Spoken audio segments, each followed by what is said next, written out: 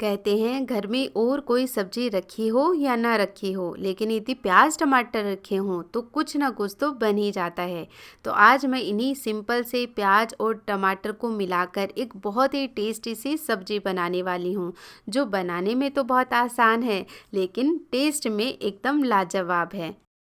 तो सबसे पहले कढ़ाई के अंदर मैं 2 चम्मच तेल गरम कर लूँगी और तेल के गरम होते ही इसके अंदर हम डालेंगे प्याज। तो मैंने 3 मीडियम साइज के प्याज लिए हैं और इन्हें इस तरह से कट कर लिया है। तो प्याज को काट कर उसकी कलियों को आपको अलग कर लेना है।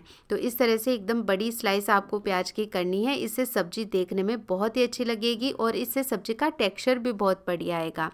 यहाँ पर गैस का फ्लेम हाई रखते हुए हम प्याज को मात्र 1 से 1.5 मिनट के लिए ही पकाएंगे, बिल्कुल ज़्यादा नहीं पकाना है। और इस समय प्याज जो होता है ना, वो जल्दी से ही सॉफ्ट हो जाता है। तो बस मैंने 1 मिनट के लिए प्याज को लगातार चलाते हुए तेल में पका लिया है। तो इससे ये हल्का सा पक गया है। बहुत ज़्यादा यहाँ पर जैसा कि मैंने बताया बिल्कुल भी ओवर कुक नहीं करना है।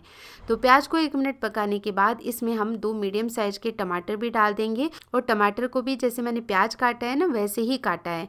तो यहाँ पर जो टमाटर के बीज है ना, वो मैंने हटा दिए हैं। बीज का इस्तेमाल हमें नहीं करना है। तो अब टमाटर डालने के बाद मैंने सारी चीज़ों को मात्र 2 मिनट के लिए हाई फ्लेम पर पकाया है। तो देखिए इस तरह से ये थोड़े पक भी गए हैं, लेकिन इनका टेक्सचर भी बरकरार है। तो बस हम इन्हें एक प्लेट में निकाल लेंगे और साइड में कर देंगे। अब इस तेल के अंदर हम डालेंगे 1 तेज़पत्ता, 1 छोटा टुकड़ा दालचीनी का, 1 बड़ी काली इलायची, साथ ही डालेंगे 8 से 10 काली मिर्च, 4 से 5 लौंग ऐड करेंगे और 1 छोटी चम्मच जीरा डालकर इन मसालों को कुछ सेकंड के लिए पका लेंगे। फिर इसमें हम 1 छोटी साइज का प्याज काट करके डाल देंगे और इसी के साथ साथ 4 से 5 लहसुन की कलियां भी इसमें डालेंगे और 1 इंच अदरक का टुकड़ा मैंने छीलकर काट लिया है, ये भी ऐड कर लेंगे और फिर से इन्हें हम 2 मिनट के लिए पका लेंगे। तो बस ये जो प्याज है ना, वो हल्का सा ट्रांसलूसेंट हो गया है। तो अब हम इसमें क्या करेंगे, एक छोटी साइज का टमाटर भी डाल देंगे और टमाटर को भी इनके साथ पका लेंगे। तो धीरे धीरे टमाटर भी सॉफ्ट हो जाएगा, जो हमारा प्याज है ना, वो भी अच्छा ब्राउन हो जाएगा। तो सारी चीज़ों का बढ़िया कच्चापन निकल जाएगा। फिर एक ग्राइंडर जार में हम इन्हें ट्रांसफ़र करेंगे और ग्राइंड कर लेंगे। तो यहाँ पर ग्राइंड करते समय मैंने इसमें बिल्कुल भी पानी का इस्तेमाल नहीं किया है, लेकिन यदि आप अच्छे से ग्राइंड नहीं कर पा रहे हैं तो थोड़ा सा पानी भी इस्तेमाल कर सकते हैं। अब हम कढ़ाई के अंदर फिर से 1 से 2 चम्मच तेल गरम करेंगे और इस बार तेल के गरम होते ही सबसे पहले हम इसमें 1 छोटी चम्मच कसूरी मेथी डालकर कुछ सेकंड के लिए इसे रोस्ट करेंगे। यहाँ पर आप गैस का फ्लेम लो ही रखें, वरना कसूरी मेथी तुरंत ही जल जाएगी। इस तरह से तेल में जब हम कसूरी मेथी को पका लेते हैं ना, तो इसकी जो खुशबू और टेस्ट होता है ना, वो बहुत ही कमाल का लगता है इस सब्जी में। फिर जो हमने पेस्ट बना करके रखा है वो इसमें ऐड करेंगे और लगातार चलाते हुए इसे और भी अच्छे से पका लेंगे।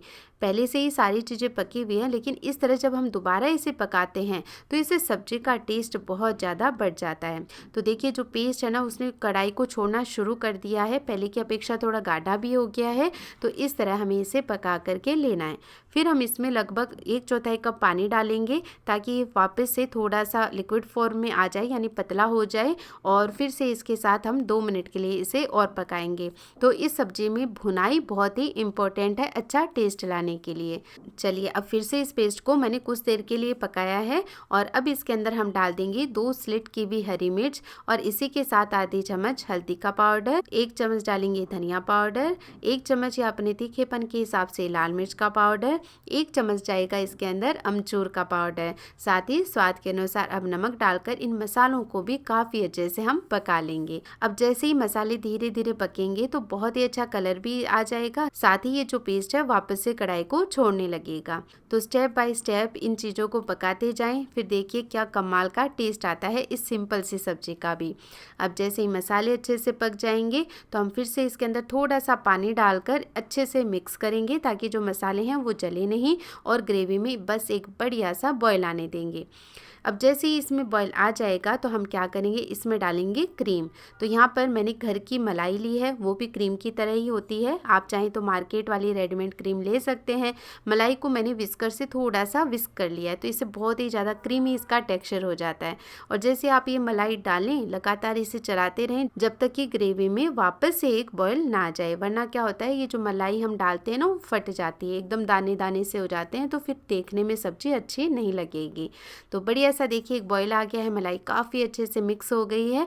तो अब जो हमने प्याज और टमाटर फ्राई करके निकाले थे उन्हें डालेंगे, और क्योंकि अभी ये पूरे नहीं पके हैं, हमने इन्हें लगभग 50% ही पकाया था, तो अब ग्रेवी के अंदर 50% और पका लेंगे। तो 2 मिनट मैंने इन्हें पका लिया है। फिर इसमें डालेंगे हम आधी छोटी चम्मच गरम मसाला, थोड़ी सी बारीक कटी हुई धनिया पत्ती, और फिर से 2 मिनट के लिए सब्जी को और पका लेंगे। तो जितनी भी इसमें एक्स्ट्रा ग्रेवी है वो सूख जाएगी, एकदम लटपटी सी हमारी ये सब्जी बन करके तैयार हो जाएगी। आपको ज़्यादा ग्रेवी रखनी है तो आप थोड़ा कम ही से पकाएं। तो इस तरह से देखिए एकदम सिंपल लेकिन बहुत ही टेस्टी सब्जी बन करके तैयार है।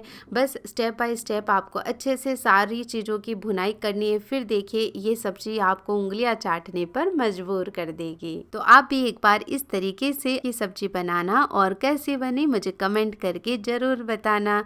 मैं फिर से मिलूंगी आपको एक और नई रेसिपी के साथ, तब तक के लिए टेक केयर, बाय बाय।